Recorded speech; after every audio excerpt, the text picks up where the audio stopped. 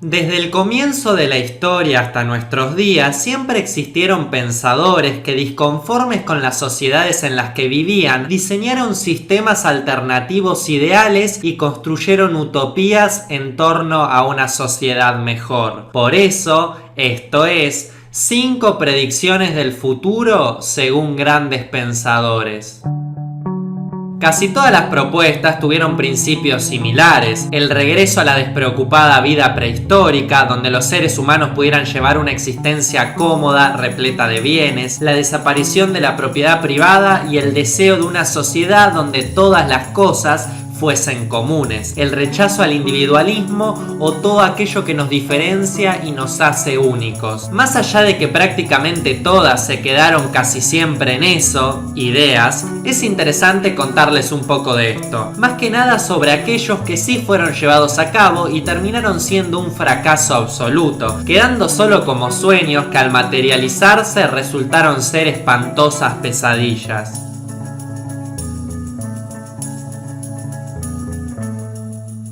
El modelo de Platón.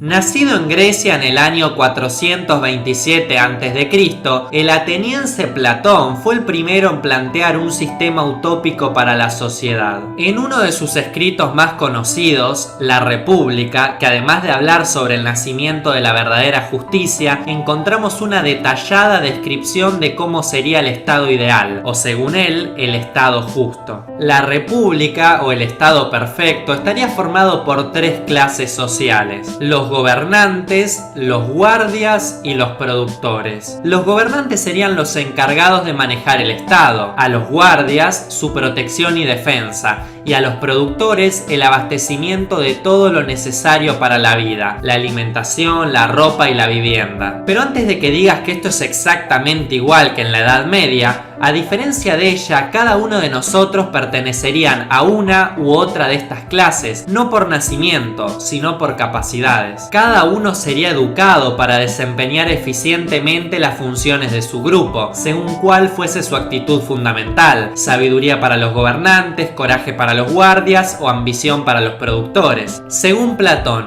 el progreso de la sociedad simplemente se reducía a que cada clase cumpla de manera eficiente la tarea para la cual fue entrenado. Aunque con lo último Platito no estaba muy equivocado, no deja de ser una utopía clasista y estigmatizante. En su modelo, aún habiendo igualdad de oportunidades, los límites para progresar estaban delimitados por su clase y el rol que deberíamos cumplir, y por lo tanto, qué tan felices podríamos llegar a ser. Ni hablar que esto nunca podría adaptarse a las millones de profesiones que tenemos hoy en día. Imagínate si el pobre Platón se enterara que existe la profesión de youtuber, que se ganan la vida haciendo gameplays.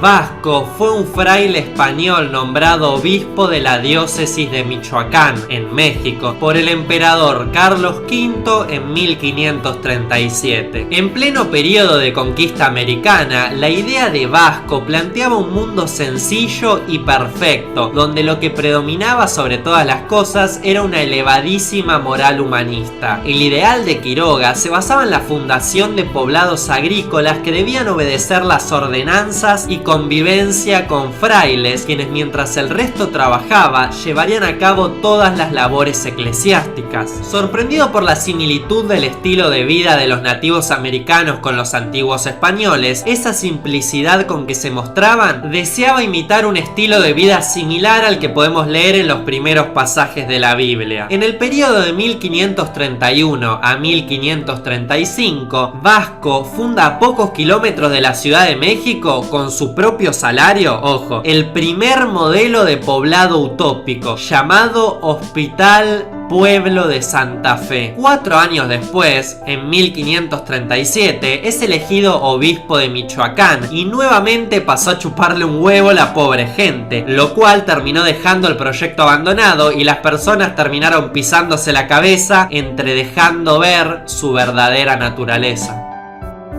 Los textos de George Orwell.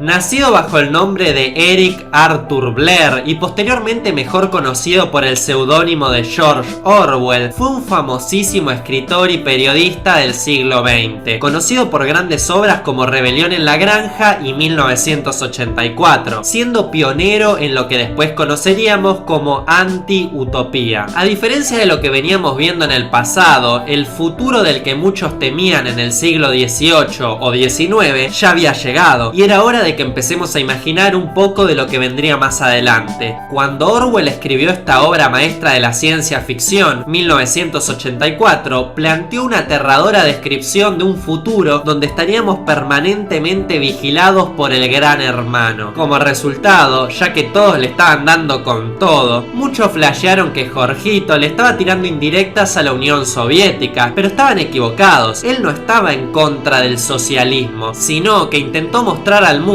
los peligros que una política controladora, abusiva, ocasionaría a la sociedad. Y siempre se mantiene la pregunta de en qué utopía estamos viviendo. Investigando un poco sobre este tema, me topé con un video muy interesante sobre una sociedad utópica hecho por el canal School of Life. Se los recomiendo, les dejo el link acá abajo. En este video podemos destacar 4 o 5 puntos importantes. Y primero que todo, la economía. Lo que más importa es que la gente debería estar siempre ocupada en su profesión, cuya principal motivación es el sentido de realización de un trabajo bien hecho. A su vez, aparte de este sentimiento, la motivación no sería un problema, ya que todos estarían trabajando en algo que definitivamente aman hacer. Para eso, el Estado debería encargarse de descubrir el verdadero potencial de un trabajador. Esto me da pie al segundo punto, la educación. El sistema educativo debería encargarse de inculcar una ideología de persistencia, enseñarnos a resolver conflictos, ayudarnos a conocernos fielmente en cuanto a nuestra vocación y sobre todo la paciencia. Luego, proponer un programa nacional de crianza, pero no deberíamos criar a nuestros hijos por instinto. Casi nadie nos enseña a ser buenos padres. Y en cuanto a las celebridades, estas serían personas que triunfaron en la vida pura y exclusivamente por sus logros morales y vocacionales. Nada de las Kim Kardashian. Esto tiene la idea detrás de que si los chicos tienen como concepto de famoso a alguien que salva vidas, en última instancia, si querés imitar a alguien, vas a terminar imitando a algo que vale la pena. En cuanto a las noticias, solo anunciarían cosas positivas que motiven al resto de la población a seguir adelante y que nadie pierda fe en el sistema, previamente estudiadas por filósofos para evitar amarillismos y promover el odio. Y por último, la religión. Aunque ya casi nadie cree en un dios en sí, lo que tiene de bueno la religión son los valores, tales como la moral, la calma y el valor comunitario. Se podría llegar a decir que podríamos crear los 10 mandamientos del progreso. Me gustaría que abajo en los comentarios me digan los errores que tiene esta utopía. La utopía rancia. Después de tanto trabajo haciendo estos videos, creo que me merezco un poco de espacio para flashearla un poco yo. Para el que todavía no terminó de entender en qué posición está la banana rancia, que no sabés si quiere ser el próximo Rockefeller o el sucesor de Fidel Castro, les voy a contar un poco sobre mí. Creo que quedó claro mi pensamiento sobre no abrazar ninguna ideología ajena. Todos sabemos que el lema de este canal es cómo salir de la mediocridad, y como defensor de esta postura considero que el esfuerzo y mérito personal es algo importantísimo para el progreso económico de uno mismo, y realmente no me sentiría cómodo viviendo en un estado comunista, ya que muy probablemente mi esfuerzo y libertad de decisión estarían fuertemente limitadas por el gobierno. Sin caretearla, sinceramente no creo que dos personas en igualdad de condiciones deban poner límites a sus posibilidades de crecimiento, y si uno de ellos puede convertirse en el empresario más grande del país, bienvenido sea, lo aplaudo. Pero por otro lado, y haciendo énfasis en el fragmento dos personas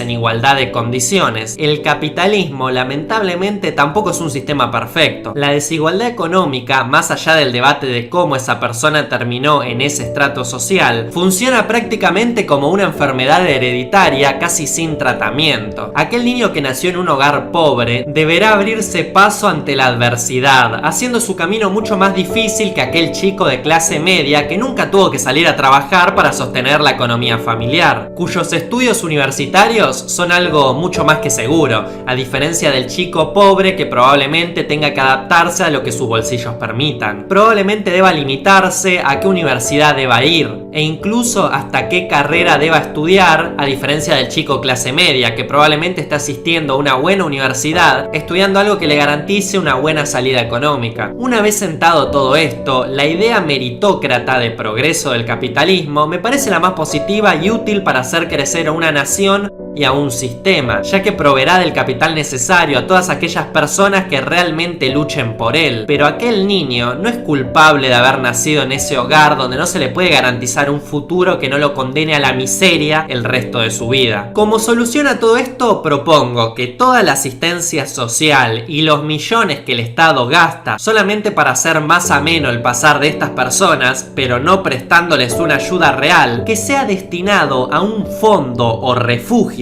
para aquellas personas que necesiten un techo. Este estado de emergencia prestaría una solución al gran estigma de caer en la pobreza, pozo del que difícilmente alguna vez se puede salir. Hay cuestiones más profundas de las cuales no quisiera debatir, como un estricto servicio de asistencia social a los menores de edad, que sacaría la tenencia de aquellos infantes cuyo bienestar y educación no pueda ser garantizada por parte de sus padres, salvando así una vida condenada a la pobreza, tanto intelectual como económica. Básicamente la idea es tener un piso, tener un colchón que si sabes que si estás totalmente quebrado, podés estar en esta especie de refugio donde vas a tener techo y comida seguro. Obviamente incentivándote y casi obligándote a instruirte con cursos para que busques un trabajo real y luego puedas estudiar algo de tu agrado o que necesita el país, para que no haya vivos que se queden en estos refugios por conveniencia. Me gustaría saber qué opinan sobre esto que pensé. Como todo, debe tener sus fallas y sus capacidades de mejoría. Me gustaría saber tu opinión acá abajo en los comentarios y después lo vamos a comentar en otro video.